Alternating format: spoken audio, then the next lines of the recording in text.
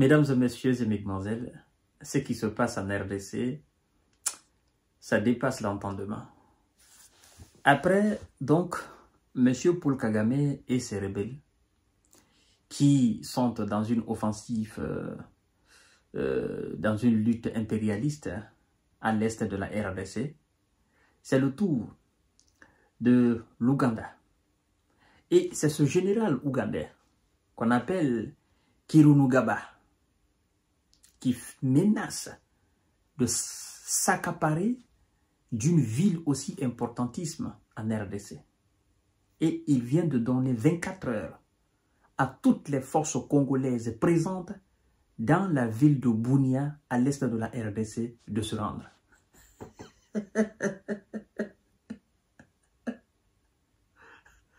Un général ougandais donne l'ordre à toutes les forces armées de la RDC qui se trouvent dans la ville, dans leur ville de Bunia, de se rendre aux militaires ougandais.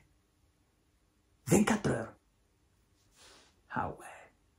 Ça alors, mesdames et messieurs, je suis à terre. Et dans tout ça, la RDC ne dit absolument rien. Mais c'est le grand gâteau. Grand gâteau qu'on peut partager facilement.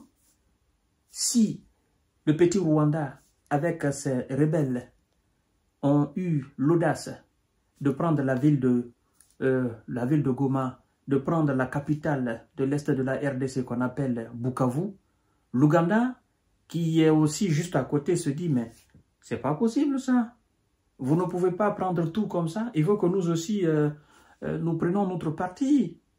Et donc, dans 24 heures, lui, il va lancer une offensive sur cette ville de la RDC. Voyons voir dans les détails ce qu'il a dit exactement et les raisons qui l'ont motivé à dire cela. Et pendant ce temps, M. Tshisekedi ne fait absolument rien. Il a dit qu'il va déclarer la guerre au Rwanda. Jusqu'à présent, on ne voit ni vent, on ne voit ni feu, ni fumée. On ne voit rien si ce n'est pas des grands discours. Écoutez ce que ce général dit. Le général Kainerugaba, oui, Kainerugaba, a donné 24 heures à toutes les forces congolaises présentes dans la ville de Bunia, dans l'est du Congo, pour se rendre avant le déclenchement de l'assaut.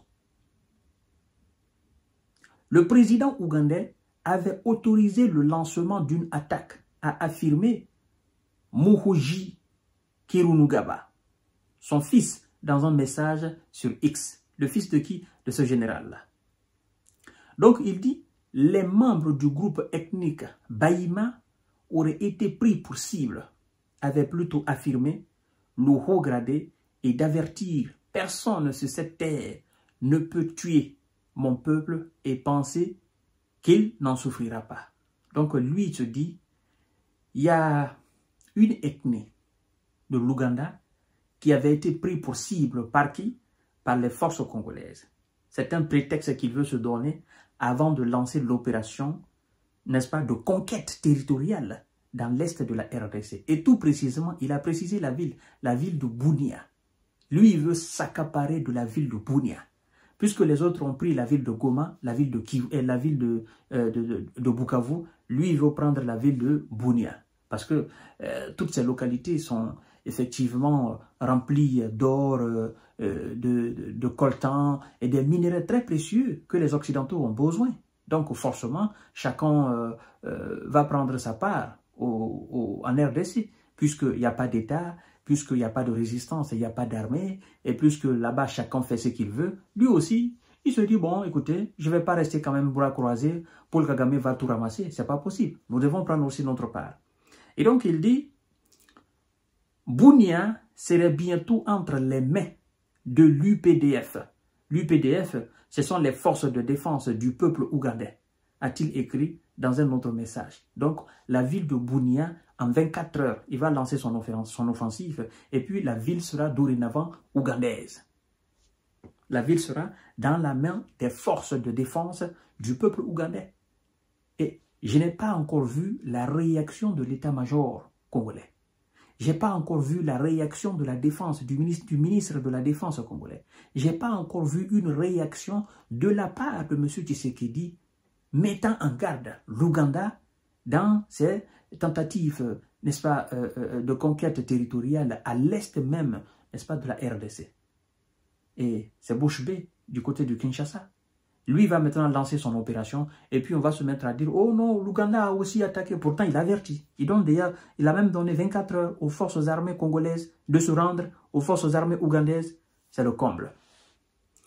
Dans un commentaire datant de 2022, le général a qualifié les rebelles du M23 de frères pour leur lutte en faveur des droits des Tutsis au Congo. Mais ce qu'il faut savoir, il n'y a pas de Tutsis au Congo. Ils sont tous venus. C'est ça la réalité.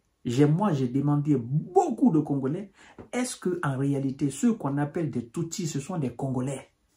Ils disent, il n'y a jamais eu de Tutsis au Congo. Il n'y a jamais eu. C'est quand il y a eu la guerre, la barbarie au Rwanda, que nous avons ouvert nos différentes frontières.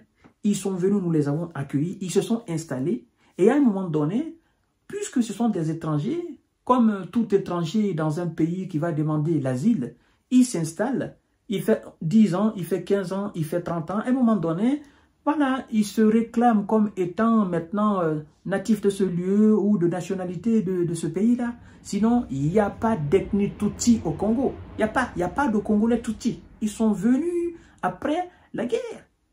C'est tout. C'est aussi simple que ça. Et donc, aujourd'hui, les mêmes qui ont été accueillis, leur autorité persécute les accueillants.